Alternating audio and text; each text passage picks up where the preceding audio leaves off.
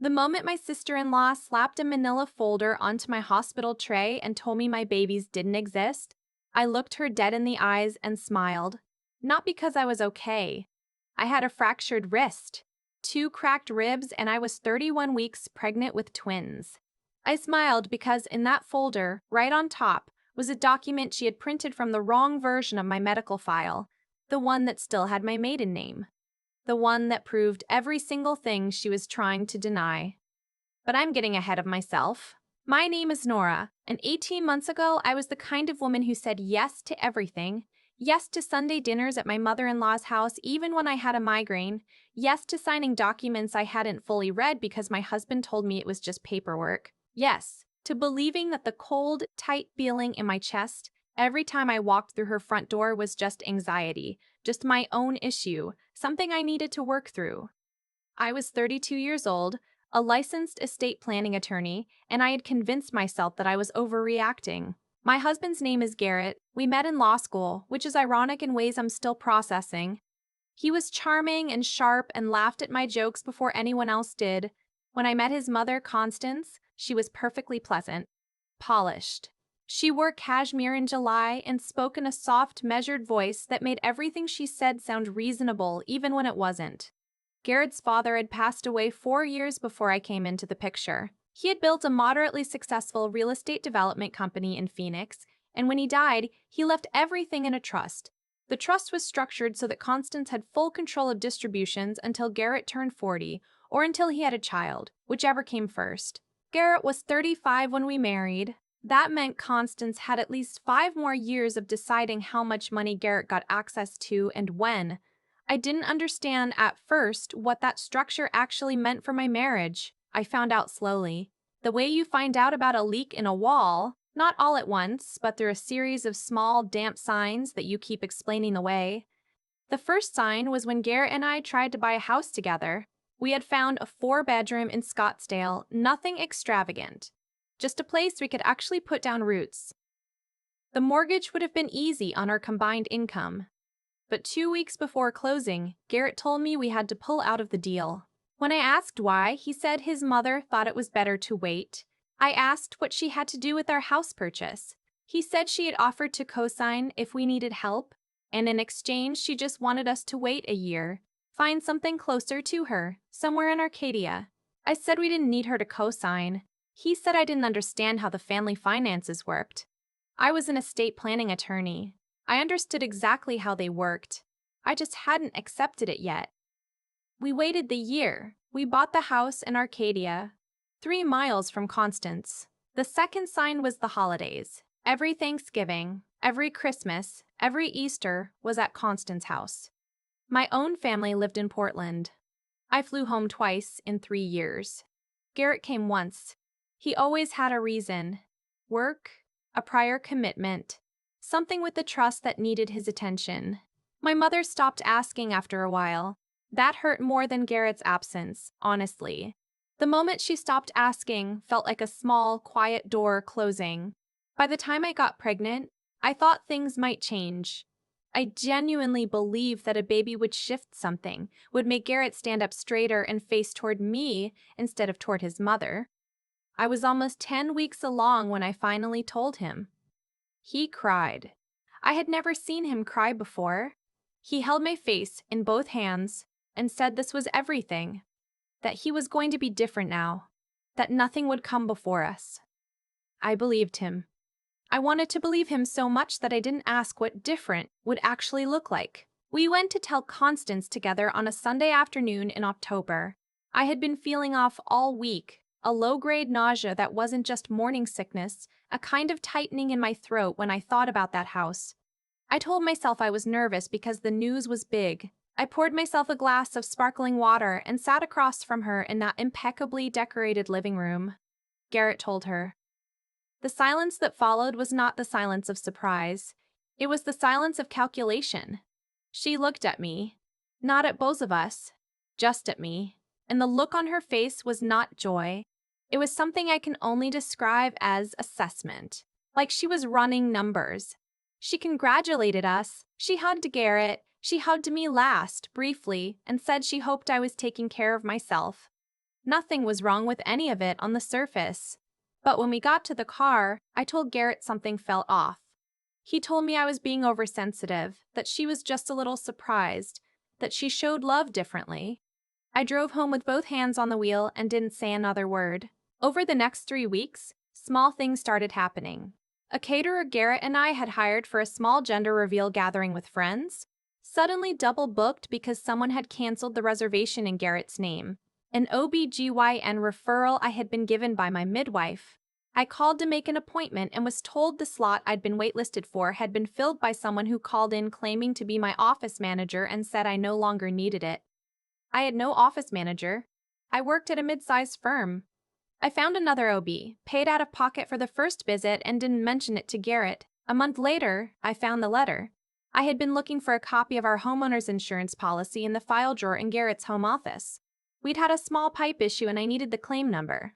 I found the insurance document. I also found, underneath it, a letter from the trust legal administrator addressed to Constance. It was dated 6 weeks earlier. It outlined a petition she had filed to have the trust's beneficiary language reviewed, specifically the clause about a child triggering early distribution. The petition argued that any biological child of Garrett's would need to be verified through independent genetic testing before the distribution clause could be activated. There was a handwritten note in the margin in Constance's handwriting. It said, "She will not cooperate, so we go another route." I stood in that office for a long time. I took a photo of the letter with my phone. I put it back exactly where I'd found it. I walked to the kitchen, made a cup of tea, and called my colleague Renata, who specialized in trust litigation. I told her I had a situation I needed to walk through confidentially. She said, "Come in Monday." I went in Monday. I didn't tell Garrett. Over the following 2 weeks, I quietly moved several things. I opened a personal checking account at a credit union across town that Garrett had no knowledge of. I transferred my direct deposit. I made copies of every document in our home that related to the trust, the house title, our joint accounts, my pregnancy medical records, and the petition Constance had filed. I stored everything in a fireproof document box that I kept in a locked drawer at my office. And then I made the mistake of going to the family dinner. I know. I have asked myself 100 times why I went. Garrett had asked me the week before, and I had almost said no. But I was 31 weeks pregnant and exhausted, and there was part of me, a stubborn, irrational part, that wanted to look Constance in the face and feel like I still had the right to be in that room. Like I hadn't already been half expelled from my own marriage without knowing it. The dinner was at her house, a Sunday in late January. Garrett's sister Tatum was there, along with Tatum's husband and their 2 kids. Constance had made pot roast. Everything looked exactly like it always did. About an hour in, Constance offered me a glass of sparkling cider. She said she had bought it specially because she knew I wasn't drinking. She poured it herself and brought it to me and said something gentle about how I needed to keep my strength up. I took it because refusing felt like making a scene. I drank maybe half of it. 20 minutes later, I felt wrong. Not sick exactly. More like the edges of the room were going slightly soft. Like I had taken a Benadryl on an empty stomach. I excused myself and went to the bathroom. I sat on the edge of the tub and took a breath. I told myself I was overheated. But the feeling didn't pass. I texted Renata, "Something is wrong. I'm at Constance's. I need you to know that in case anything happens." Then I went back to the living room. I don't remember sitting down. I remember Garrett's face coming toward me with a strange, urgent expression. I remember Constance saying something from the far side of the room. I remember the floor tilting. I don't remember the fall. I found out later I had collapsed near the French doors that opened onto the back patio. I hit the corner of the coffee table on the way down. That was how the wrist fractured and 2 ribs cracked. The physical force of the fall. I woke up at Banner University Medical Center. Garrett was beside me. There was an IV in my arm and monitors on my abdomen, and I could hear 2 heartbeats on the fetal monitor, and that sound, that steady rhythmic sound, made me start crying before I was even fully conscious. The twins were okay. The ER doctor told me I had a fractured wrist, 2 cracked ribs, and that they were keeping me for monitoring. He also told me with a carefully neutral face that my preliminary tox screen had flagged an unusual sedative compound, not a standard prescription drug, not alcohol. He said they had reported it per hospital protocol to the police. Garrett held my hand and I let him. He was crying again. He kept saying he didn't know. He kept saying he was sorry. I didn't say anything. I just watched the door. Constance arrived 40 minutes after I woke up. She had not been called. I found out later that Tatum had texted her the moment the ambulance was called. They came together, Constance and Tatum, and they walked into my room like they had every right to be there, and a nurse followed them in looking uncomfortable. And I watched Constance take in the monitors and my face in the IV and compose herself into an expression of devastated concern that I imagine took her years to perfect. The police arrived. 2 officers. They stood in the room and began asking questions, and Constance answered before I could, because I was still gathering myself, still fighting the residual fog in my head. She told them I had been dizzy and unsteady all evening. She told them I had nearly tripped twice before the fall. She said she had been worried about me, that she had encouraged me to rest, that I hadn't listened. Her voice was perfectly sorrowful. Garrett said nothing. I looked at him. Directly, clearly, for a long moment. He looked at the floor, and then Tatum came in. I had never particularly liked Tatum, but I had always thought she was more bystander than participant. I was wrong. She walked in holding a manila folder, and she put it on my tray table, and she said, loudly, to the officers, that she had pulled my medical records from an online patient portal and that there was no record of a twin pregnancy. That she believed I had been fabricating the pregnancy to accelerate the trust distribution. The fetal monitors were still running. The 2 heartbeats were audible to every person in that room. One of the officers actually looked at the monitor, then looked at Tatum, then looked back at the monitor. I picked up the folder. I opened it. I saw immediately what she had done. The records she had printed were from an old portal account from a previous physician, a practice I had left 2 years earlier. There was no current pregnancy on file because I had switched providers. The current records were with my new OB, Dr. Angela Marsh, whose information was on the ID bracelet on my wrist. I held up my wrist so the officer could read it. "That's Dr. Marsh's office," I said. My voice was steadier than I expected. "Call them. They're on call tonight." The officer stepped outside. Constance made a move toward me, started to say something about how this was all a misunderstanding, and I looked at her and said, quietly, "You put something in my drink. You have done this before to end this pregnancy, and you did it again tonight. I have documented everything." Garrett made a sound. A small, broken sound. I didn't look at him. Dr. Marsh's office confirmed the twin pregnancy within 10 minutes. The officer came back in. He asked Constance to step outside. He asked Tatum to step outside. Garrett started to follow them, and the officer said, "Sir, please stay." So he stayed. The room was quiet for a moment. Just me and Garrett, and the sound of 2 heartbeats. "You knew she filed that petition," I said. He didn't answer right away. That was its own answer. "I found the letter in your office," I said. 3 weeks ago. I've been making copies since then. Everything." He looked up at me finally. His face was undone in a way I had never seen before. Not from grief. From being caught. There is a specific look a person gets when they realize the person they underestimated was actually 3 steps ahead of them the entire time, and I had spent enough years reading clients in conference rooms to know exactly what that look was. "I didn't know she was going to do this," he said. "The drink. I didn't know." "Maybe not tonight," I said. "But you knew the direction we were heading and you said nothing." "That's the same thing, Garrett." He started to cry. I turned toward the window. Constance was charged 9 days later. The tox screen had come back with a specific compound, a sedative hypnotic that was not available over the counter, and investigators found the same compound in a small amber bottle in a kitchen cabinet that had been photographed during a welfare check at the house. Her attorney tried to have it excluded. They failed. Tatum was charged separately with filing false medical records with law enforcement, a felony in Arizona.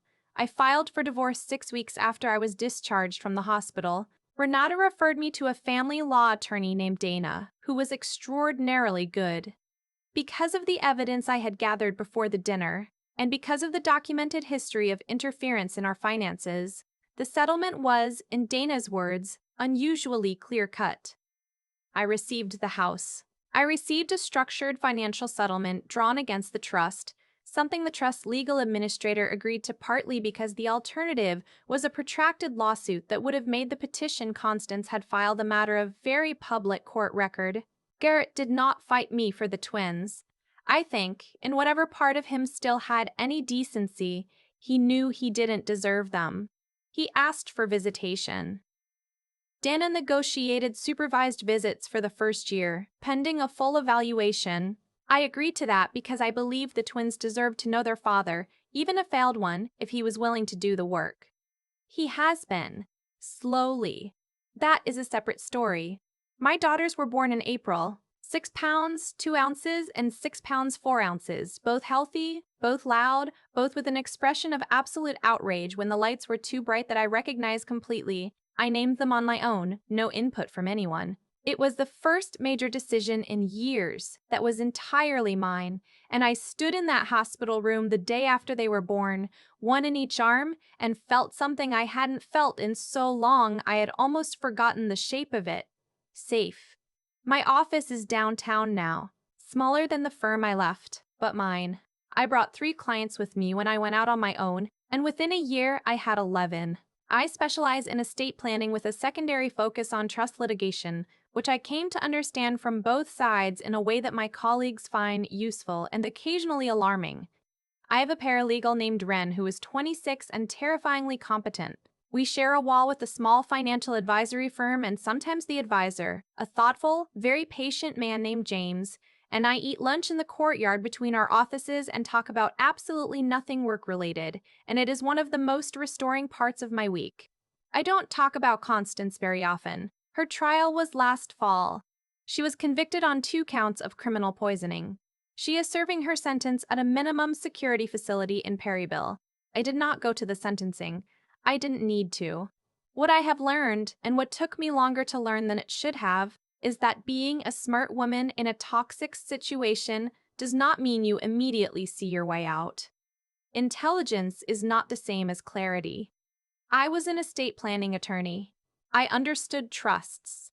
I understood manipulation. I understood the law. And I still sat in that living room and drank the glass she handed me. Because I was tired. Because I wanted to believe I was wrong about her. Because the weight of being right and knowing what being right would cost was enormous. But I also want to say this. The documentation saved me. Not the confrontation. Not the dramatic moment in the hospital room. The quiet weeks before, when I moved methodically and calmly and did not telegraph what I was doing. Every late night at my office, photographing papers. Every phone call to Renata. Every careful, deliberate step taken while I was still inside the situation, still pretending everything was normal. I have had clients come to me, women mostly, who have a feeling, a low-level, persistent feeling that something is wrong. The paperwork doesn't add up. The story changes slightly depending on who's telling it. The people who are supposed to protect them keep finding reasons not to. I tell them the same thing every time. Trust the feeling. Then document everything before you say a word. The monsters in your life count on you doubting yourself.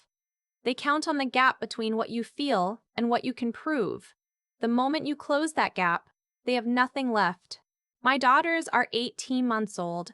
They are currently attempting to disassemble a shape sorter in the middle of my living room floor with a level of focused aggression that I find deeply encouraging. My youngest just looked up at me with a blue cube in each hand and a completely unapologetic expression, and I thought, yes, exactly like that, hold on to both of them. Don't let anyone tell you to put one down. That is the only inheritance I intend to leave them. I think about the glass of sparkling cider a lot. Not with fear anymore, more with the kind of clarity I didn't have when I was holding it. Constance handed it to me with both hands and a soft smile and said she had bought it specially because she knew I wasn't drinking, and I took it. Because refusing felt like making a scene, because I was tired, because some part of me still wanted to believe that the woman standing in front of me was simply difficult, not dangerous. That gap between what I felt and what I was willing to act on was where she operated. That's where people like Constance always operate. They count on your decency. They count on your reluctance to believe the worst. They count on the fact that a reasonable person will extend one more benefit of the doubt before doing something drastic. And every time you do, they move the line a little further. What changed things wasn't a dramatic confrontation. It was a Monday morning in my colleague's office, walking her documents I had quietly copied over 2 weeks, speaking in a low voice about things I had refused to say out loud before. That was the moment the story changed. Not the hospital room, not the officer reading the talk screen results. The quiet, unglamorous work that happened before any of that, when I was still inside the situation and pretending everything was normal. I was a trained attorney. I understood trusts and manipulation and the law, and I still almost let it happen to me because intelligence alone is not enough when you are also exhausted and emotionally invested and trying to hold a marriage together with both hands. What saved me was something different, a decision to act on what I knew before I could prove it, to move carefully and document everything and trust the persistent, low-level alarm that had been going off in me for 3 years. I think about the kind of person I want my daughters to become, and it's not just someone smart. Smart wasn't enough for me. I want them to have a compass they trust, an internal sense of what's right that doesn't bend under pressure or loneliness or the desire to keep the peace. I want them to be the kind of people who ask hard questions and sit with uncomfortable answers and do not look away from what those answers require of them. I also want them to be strong in the way that doesn't make noise, the kind of strength that gathers evidence quietly and calls a colleague on a Monday and opens a checking account across town before anyone knows anything has changed. Constance mistook my patience for weakness. She mistook my politeness for compliance. She did not understand that a woman can be both careful and relentless, and that those two things together are far more effective than anything loud. She is in Perryville now. Tatum is navigating a felony charge. Garrett is in a 1-bedroom apartment working through a court-mandated evaluation. The outcomes are different, but the cause is the same. Each of them made choices, consistently over time, that prioritized control over integrity. That kind of thing compounds. It doesn't stay contained. Eventually, it finds a talk screen, a copied document, a patient officer standing in a hospital room. My daughters are sitting on the floor right now, completely unimpressed by everything that came before them.